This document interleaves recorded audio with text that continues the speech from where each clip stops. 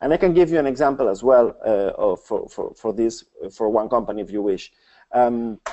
We are having this, you know that in libraries, we are having this here. Sorry, in libraries, we are having this tail time. So in the tail time, a storyteller comes around the library and tells a tale to the students. So this is 1 hour. This is quite direct. So what we did is let's make it different. So we had this workshop 5 hours, 3 hours on Friday, 2 hours on Saturday, and we gathered the children. We asked the children to create their own story, to write their own story, then to draw their own characters and scenarios, and then to dramatize it, to create a drama play with all that.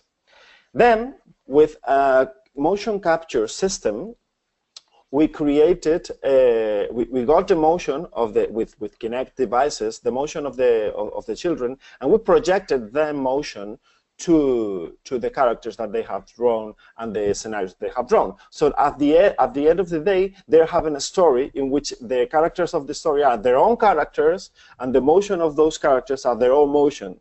And this is a creative, collaborative creation, right? Yes. So this is one of the challenges that we wanted to tackle in this project.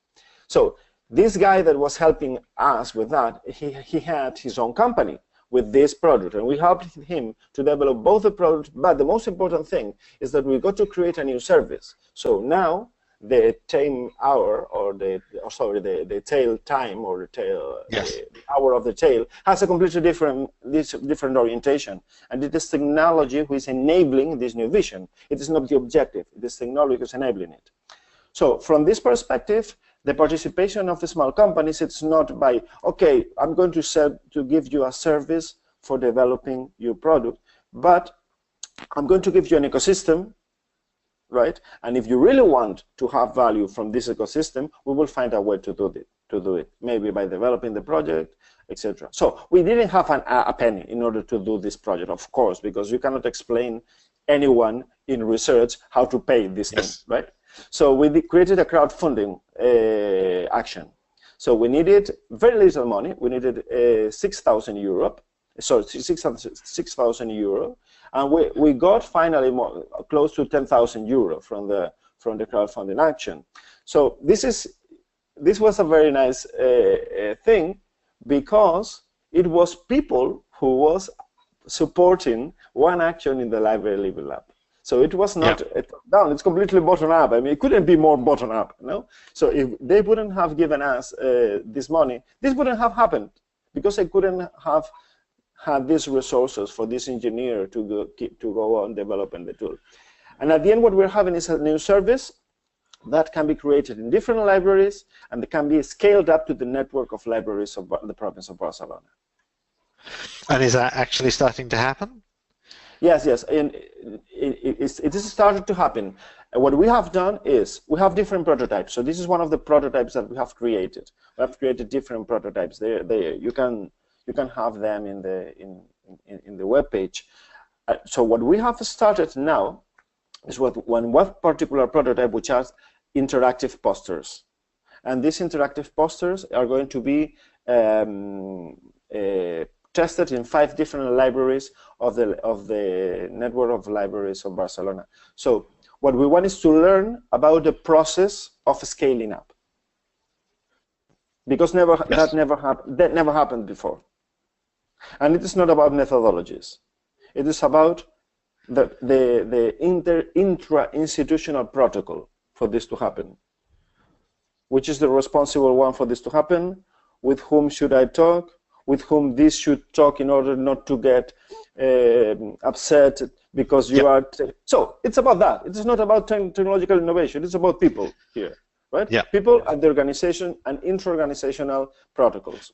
So we need to do this with something very controlled, something very easy, just in order to create this way of doing things, right? So this is the first time that we are doing. We started 2 months ago with this, and during this month the first posters are created, and we're expected that by the end of June we will have this protocol closed. And once we have this protocol closed and the clear path for scaling up products from the lab to the different libraries, then we will go to with the rest of the services and the protocols. For example, I am my own drawing, or the libraries visiting the museum, or the educational apps, etc. That's great. I mean, I love this idea of businesses having a prototype wherever you can help them create new services from it, through that ecosystem. Yeah. And in ways that, like you say, that maybe you wouldn't have predicted. Yes, exactly. At the beginning. Yes, that is very important. And it looks cool as well. Yeah, I'd love a go. It looks really good. I'd really like a go. So yeah. So I can give you an example about that. For example, okay, when we started with this experiment because the library is the lab is a lab about itself. It's a meta lab, in fact, right? So what we really thought is that we were going to do is just have the library and the lab of the network of libraries. Yeah. This was our first approach. And that made sense because, okay, it makes no sense to have plenty of labs exploring how technology transforms the cultural experience of people, because this is a waste of resources. It is not that easy. Okay, but what happened? What happened is that the person who was leading, who gave the green light, the mayor of Sant Cugat, now is also the president of the Provincial Council of Barcelona. So what happened is that he got this idea of open innovation with Living Labs in mind. So now that she is responsible of the Provincial Council of Barcelona, she said, you know what? When I was the mayor of Sant Cugat, there was this nice project that they wanted to do something in the library. I still don't know how it works, right? But I know that they are doing stuff and they are doing well and something, right? Let's do the same thing with my network of 254 libraries. So she said, I want something like a living lab in each library.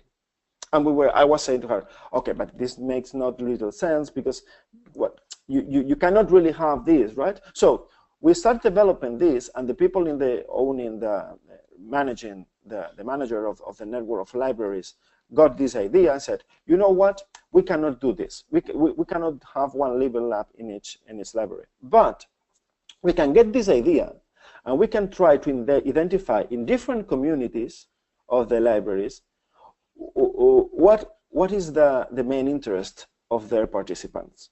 Because in our case it was technology. Yeah. But in other cases it is about food. Okay. The libraries in Barcelona, they have one lab about food. In some of the place it is about literature. They are really very active in literature. And in some other places it's about a completely different thing. So the lesson learned here is that this idea that we had about having a technology library in one particular neighborhood of the metropolitan area of Barcelona has now become bigger, because the person who got involved into the project changed forever her way of looking at innovation. And now she is projecting this view into a completely new project that is even bigger.